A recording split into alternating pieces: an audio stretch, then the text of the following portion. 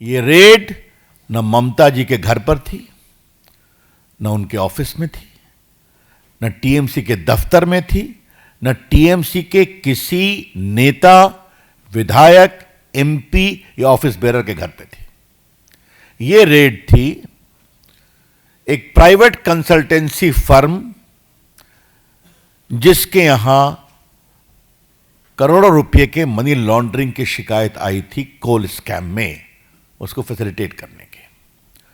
और ये मैं फिर कह रहा हूं, ये मैं नहीं कह रहा हूं, ये बाकायदे उनके स्टेटमेंट में है जो उनके वेबसाइट पर है।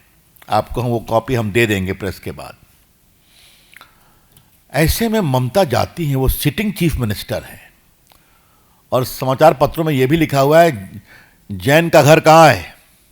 गाड़ी छोड़ती हैं और फ्लैट में घुसती हैं, उनके पुलिस कमिश्नर जाते हैं, पुलिस अफसर जाते हैं और वहां ईडी के लोगों को हड़काते हैं और ये बहस करती हैं और कागज छीन करके लेके चली आती हैं। उनका आचरण नहीं अमर्यादित, असंवैधानिक, शर्मनाक है, लेकिन लोकतांत्रिक मर्यादाओं का उन्होंने तार तार कर दिया है। The entire action of the chief minister is not only unethical, irresponsible, unconstitutional, but she has put the entire democratic process and governance to shame.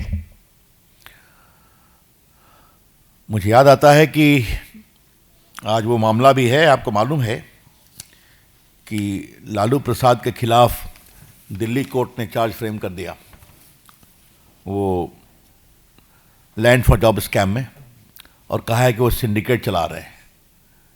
जब चारा घोटाले की लड़ाई हम लोग बिहार में लड़ रहे थे, स्वर्गीय सुशील मोदी और हम, बड़ी लड़ाई थी,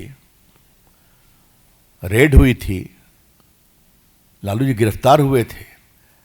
लेकिन एक बात मैं कहूंगा, कभी लालू जी या राबड़ी जी ने सीबीआई के दफ्तर में रेड करने की नहीं सोची थी। बात को समझिए जो मैं कहना चाह रहा हूं। तो ये तो कमाल हो गया ना।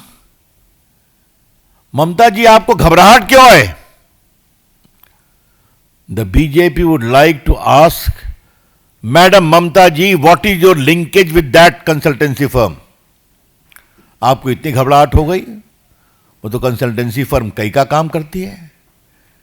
लेकिन अगर घोटालों की जांच हो रही है, कोल स्कैम की जांच हो रही है, तो आपको इतनी परेशानी क्यों है?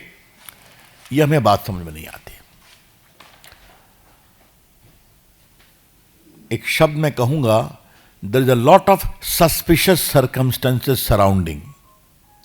ममता जी एक सीनियर नेता है ना, 10 साल से मुख्यमंत्री हैं, 15 साल से, 14 साल से केंद्रीय मंत्री भी रही हैं, तो गवर्नेंस समझती हैं। ये क्या है?